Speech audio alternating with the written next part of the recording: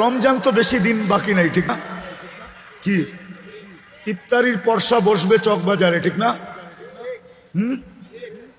Item যদি গণা শুরু করেন চকবাজার ঘুরা, তাহলে মনে হয় না একদিনে আপনার যথেষ্ট হবে।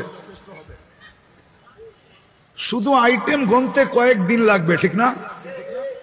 বড় বাপের পোলা খায়, ছোট বাপের পোলা খায়, সব মিলায় জিলায় যদি গণা শুরু করেন, তাহলে এক চকবাজারে পাইবেন আপনি কয়েকশো আইটেম।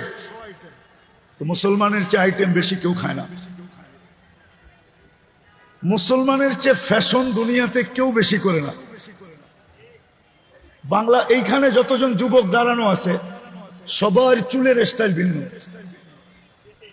সে নিজের ইচ্ছা মতো নেটের থেকে ডিজাইন দেখে আবার স্ক্রিনশট দেয়, 50 টাকার চুল খুশি খুশি 1000 টাকা দিয়ে কাটায় আসে।